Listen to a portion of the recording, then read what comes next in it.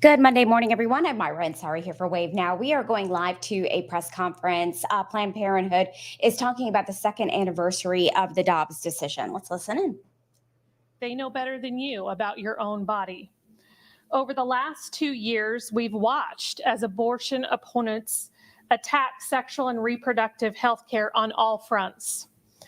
They've banned or severely restricted access to abortion in 21 states and tried to restrict access to mifepristone, a safe and effective medication used for abortion.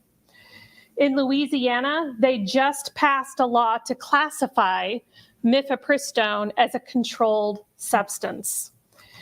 In Alabama, their state Supreme Court threatened access to IVF and opened the door to fetal personhood. Abortion opponents are also attacking Planned Parenthood with a baseless lawsuit in a federal court in Texas, part of a decades-long goal to shut us down.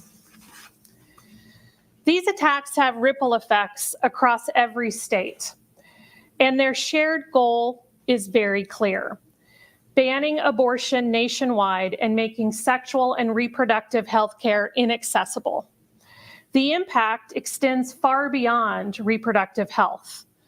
Medical school residents are staying away from states with severe abortion restrictions like Kentucky. This affects emergency medicine, family medicine, internal medicine, and pediatrics. Kentucky saw a 15% decrease in residency applications last year and a 25% drop in OBGYN applicants over the last 2 years. Polling shows young people are postponing pregnancy due to fears about managing pregnancy-related emergencies. Abortion bans drive away up to half of young talent, creating a brain drain that impacts health and businesses too. 1 in 3 women of reproductive age and even more trans and non-binary people who can become pregnant no longer have access to abortion across this country. In Kentucky alone, that equates to more than 1 million women of reproductive age. Access to reproductive health is particularly stark here, with no exceptions to abortion except in the case of the life of the pregnant person. 65,000 pregnancies resulted from rape in states with abortion bans last year alone. And an estimated 3,000 pregnancies have been the product of rape in Kentucky since the state's cruel ban went into effect. These survivors are forced to stay pregnant here if they can't afford to find care outside of Kentucky. The Supreme Court's ruling on the upcoming EMTALA case could leave Kentucky in an even worse situation, leaving hospitals the option to turn patients away due to uncertainty around the legal complications or legal implications involved in providing abortion care. Studies show at least 1/3 of pregnancies involve ER visits, and up to 15% include potentially life-threatening conditions. Yet, when pregnancy-related emergencies present, providers are being forced to ask the most inhumane questions. Is this patient close enough to dying? Are they near enough death for me to provide care to them? Will I be prosecuted? How is this the new benchmark for care? If you are a Black woman forced to stay pregnant in Kentucky, where the maternal mortality rate is the second highest in the country, pregnancy puts you at twice the risk of dying from complications than a white person. Not all of the providers who wanted to be here today could, but a couple asked me to pass along a few of their concerns. Dr. Ellisberg says, quote, "I'm concerned about balancing medically standard care with legal risks. I'm worried about how I can counsel patients on their options. especially regarding birth control and preventing pregnancy. I'm worried safe options like IUDs may be removed. Without them, more teens may face unplanned pregnancies as they won't stop having sex. My main fear is a conflict between medical ethics and non-medical legislation. Patients may lose trust in their providers and miss out on comprehensive informed consent and available medical options. Those are just some of Dr. Ellisberg's concerns. Our very own women's health nurse practitioner, Jess Dice, says she's encountered numerous patients in various settings who feel forced to continue pregnancies they wouldn't have otherwise, or patients with very desired pregnancies who are increasingly anxious about determining viability and ruling out anomalies with their pregnancies as soon as possible because they worry about how complicated things could be if they're given a poor prognosis. She knows multiple advanced practice clinicians that have moved to other states if for no other reason than they have children with a uterus and feel it's unsafe to raise their family here. In general, provider recruitment seems to be at an all-time low from her observations. These are just a few of Jess's concerns. This climate of fear is tying the hands of healthcare professionals, leaving them terrified that fulfilling their oath to care could subject them to malicious political and criminal attacks. Attacks like we've seen in our neighboring state of Indiana on Dr. Caitlyn Bernard. Just like we support our providers, we are here to help patients struggling to navigate care in the Commonwealth of Kentucky. At Planned Parenthood, we continue to help people forced to flee the state for abortion, navigate across state lines, and come back to us for follow-up care. Our fight continues because everyone should have the freedom to make decisions about their own bodies, lives, and futures. Free from fear, free from barriers, borders, and bias. The providers here today hope that Kentucky leaders will hear their pleas. Let them do their jobs. Reverse the bans and move Kentucky forward to a future where everyone has the right to decide their destiny and where care is not dependent on a zip code.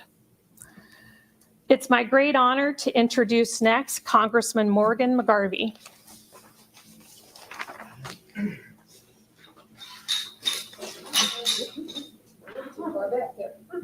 I'm the one causing the problems, guys.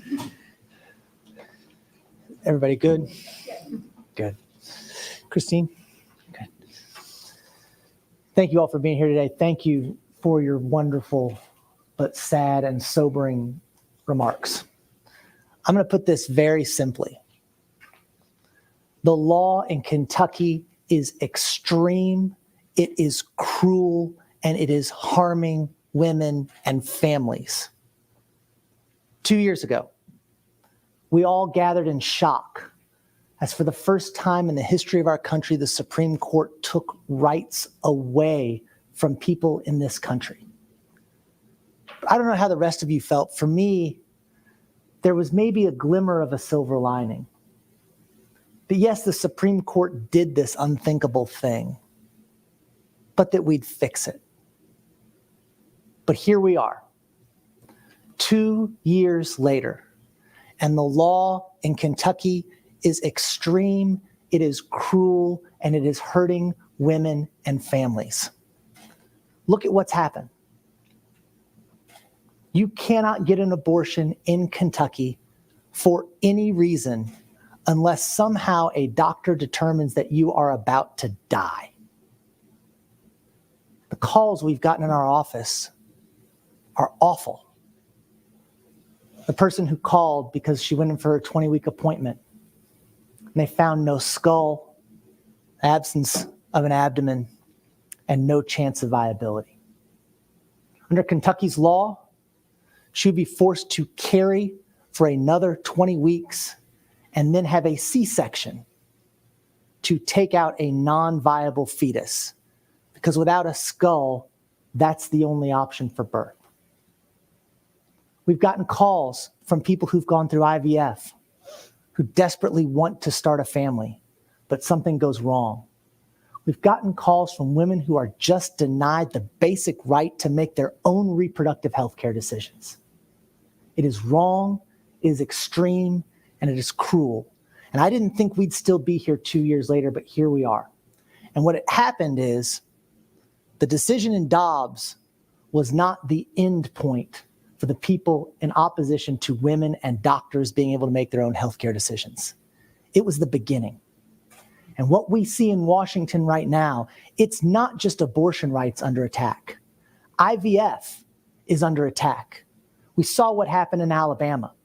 Birth control is under attack. Basic drugs that have been approved are under attack. Emergency care for physicians is under attack because the extremists in Washington are not going to stop until they have total control. We have to step up. We have to stand up for women, for families, for healthcare providers. We've talked about the impact this has had on people in Kentucky. Let's talk about the future impact, the medical care. We've already lost 15% of our doctors. 25% of the doctors we've lost in Kentucky in the last 2 years are OBGYNs. This is going to have ripple effects for a long time unless we fix it now. Because the state of the law in Kentucky is extreme, it is cruel, and it is harmful to women and families. And we must reverse that today.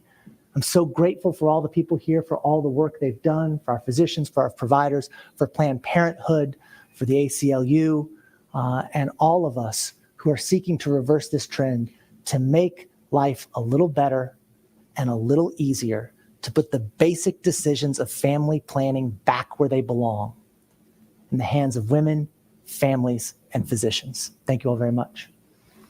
I'm gonna come out this way. Yeah, I'll just go around. We're not live.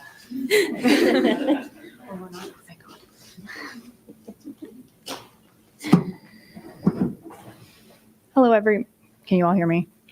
Okay, great.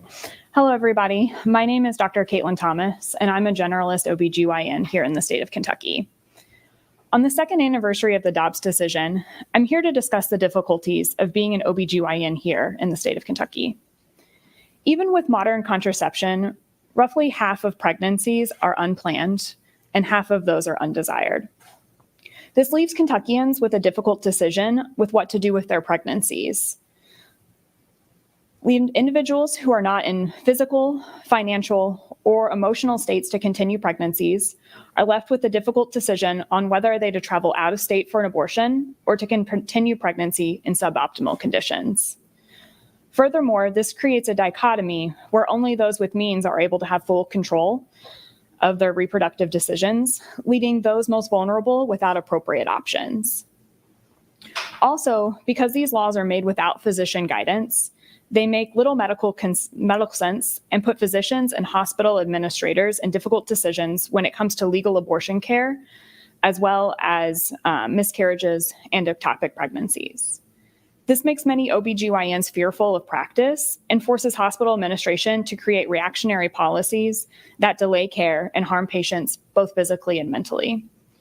Finally, because many physicians do not want to practice or live in such environments, it creates a scarcity of care, not just in obstetrics and gynecology, but in medicine in general in restrictive states. The health of Kentuckians will continue to suffer due to the lack of safe and accessible abortion care. Next, I have Dr. Samuel, who I have the pleasure to meet and talk to. Hello all. Are you able to hear me okay? I'm Dr. Kaylin Samuel. I am a resident physician as an OBGYN in Kentucky. I came to University of Louisville because I wanted to be trained in the full spectrum of OBGYN care. As someone who's passionate about this topic, I looked forward to receiving this training here at the university with all of our dedicated family planning attendings that we have here.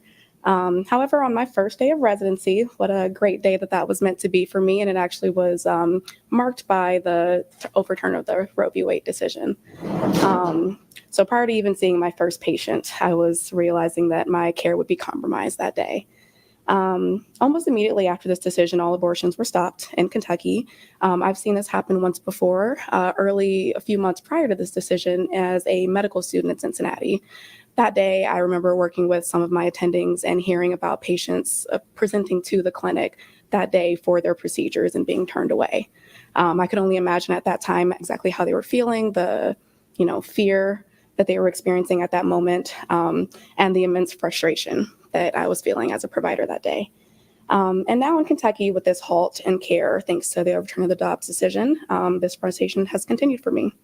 So shortly after we began seeing patients, they were presenting to the clinics later in their pregnancies. We noticed a lot of women coming from getting care from other states, having a lot of complications from either unsafe abortions they were not being upfront with, or abortions in other countries and other states, or spontaneous miscarriages that they were attempting to manage at home alone rather than coming into the ED.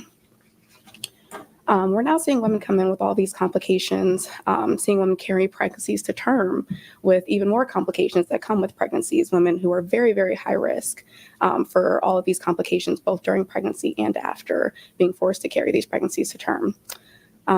We as providers now also have to fill out quite lengthy paperwork for patients who come in with simple things as ectopic pregnancies that are emergencies at times, and even to the point where we're having to fill this paperwork out before we're able to provide care to them, which has halted their care and definitely caused harm even to our patients by not allowing their care to be performed as soon as possible.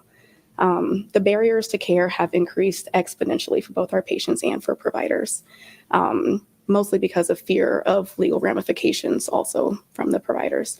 One of the large barriers that we've also experienced as trainees is the inability to receive this training elsewhere. We definitely recognize the importance of the full spectrum of abortion care as OBGYNs, yet we've been denied the right to receive training for this care, including just the simple counseling of giving patients options. We have been told these are things that we should not speak to patients about, all afraid of legal ramifications. Not able to give the alternative options that would be life-saving for some of our patients. So I've watched our patients be affected in so many ways. It's more than just medical training. It's the right for them to choose. It's about policing women's bodies, forcing them to make impossible choices in an already impossible situation. Forcing pregnancy upon women in this economy is dangerous for the future of women's health care. It is unsustainable. It makes me question the future that we're creating for these children. I think it's in direct violation of the Hippocratic Oath that I took as a medical student, and I hope that we will continue to fight for this right to choose. I urge everyone to take these actions into consideration and continue to also help with our fight. Thank you. And now it would be Dr. Cook who is speaking with us, Dr. Kristen Cook. I'm pleased to be here today. I'm a native of Oregon and plan to stay there and go to medical school there, but I found that only 5 women out of every 100 students allowed into medical schools then, only 5 were allowed to be women. And I knew someone who knew someone who knew someone who squeezed me in to school here in the University of Louisville School of Medicine. And that's why I'm still here today. In 1969, during my 3rd year in medical school, I was introduced to pregnant women with complications, physical, emotional, and social, that is, undesired children. Both at the University of Louisville and while I was working with Planned Parenthood voluntarily in the old 2nd floor office building on Broadway, maybe some of you here remember that place, I saw challenges and tragedies, including anxiety, fear, physical damage related to illegal attempts to end pregnancies that were unwanted. Then in 1973, Roe was passed. Women finally had access to legal reproductive options. I was trained to calmly terminate pregnancies with other general GYN and obstetrical things that we learned. Then I went on to join the University of Louisville faculty, where I trained residents. And there, at that time in the 70s, we trained our residents how to do pregnancy termination. That was throughout the 70s, regularly. Although currently the OBGYN workforce here is thin, there are many professionals, including family medicine, and the numerous extremely well-trained nurses who are now available to assist in this need. This has been a valuable way for providing a wide variety of contraceptive care for women and children, and especially in a center like this. I remember the original Planned Parenthood, which was not at all like this beautiful building today. Having followed this story for almost 50 years, it seems like a sad moment. However, I have observed that support a plan just to work hard and be optimistic to meet our goals. Keep at it day after day. I appreciate that you've allowed me to be here today and look forward to hearing the rest of you. And I understand I'm to introduce Amber, Executive Director.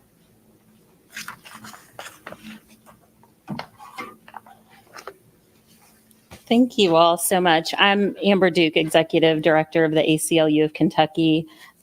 So grateful for all of the physicians that are here today to talk about the impacts of what's happened over the past 2 years.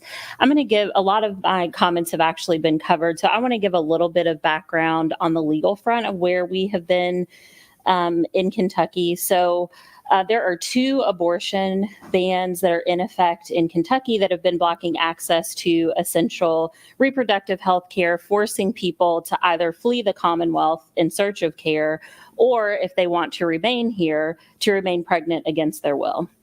The ACLU of Kentucky, along with Planned Parenthood, challenged the trigger ban and the 6-week ban. The trigger ban was a law that was put into place which said if Roe was overturned in whole or in part, there would be a ban on abortion here in Kentucky. So 2 years ago today, that went into effect. There is also a 6-week abortion ban that is also in effect. As our medical providers know here, many people do not know that they are pregnant at the 6-week mark. So those have been in effect, and that's what's currently blocking care here in Kentucky.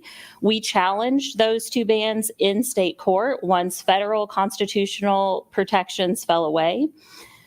We were briefly successful in blocking those bans from taking effect, only to be overturned by the Court of Appeals.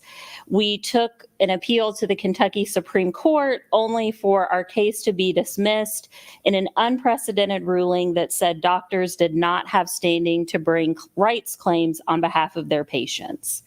So at that time, a search for a patient plaintiff began, and last winter, a brave Jane Doe stepped forward to challenge these laws. Within days of us filing, Jane Doe learned that her embryo no longer had cardiac activity, and we had to dismiss that suit. So the Kentucky Supreme Court's decision has forced Kentuckians who are seeking abortion to bring a lawsuit while they are in the middle of trying to seek what is, of course, very time-sensitive health care. It is a daunting feat that should not be necessary to reclaim the fundamental right to control our own bodies. The ACLU stands ready to represent a pregnant Kentuckian who is seeking an abortion to challenge these laws. We ask anyone that is interested in bringing a case to call or text our attorneys, and I'm going to share a number and I'm going to say it twice. That number is 617-297-7012. Again, it is 617-297-7012. You can call or text that number. That will put you in contact with attorneys that can determine if you're eligible to proceed with a lawsuit. In the meantime, as we continue that search, we have doubled down on our harm reduction policy work to end maternal mortality, secure paid leave, and expand access to childcare. We're going to continue to mobilize our members and our supporters and volunteers to show up at the State House and at the ballot box to demand our right to bodily autonomy. Just this year, our efforts helped get momnibus legislation over the finish line at the Kentucky General Assembly. And then recently here in Jefferson County, there's now a paid leave policy for JCPS employees for the first time. So just like the Kentuckians who showed up to defeat anti-abortion Amendment 2, people across this country are fighting for their freedom to make their own medical decisions. Our movement to protect access to essential reproductive health care is winning. That is why they're fighting back so hard against us. And we're all going to keep fighting until our right to access the full range of care is restored. That concludes our formal prepared comments. I think everybody here is willing to take any questions that folks have. And maybe we could have, if there are any questions for Morgan, could we have him go first so he can roll and in and out safely?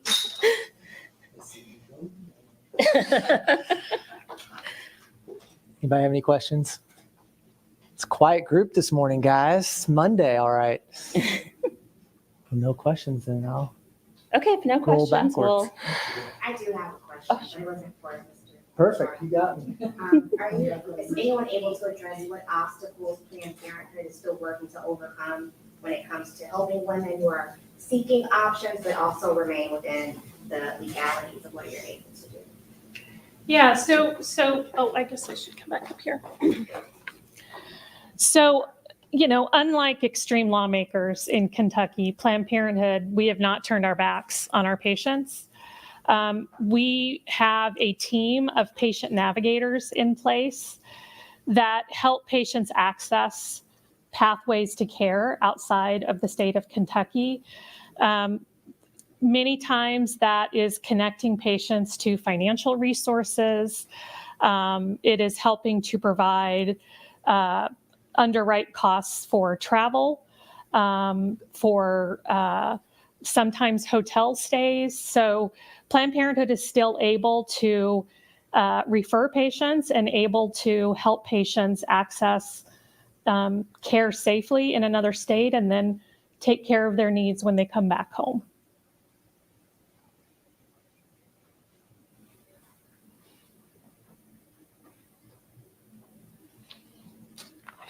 All right, I think we're good. Thank you all. Thank you all.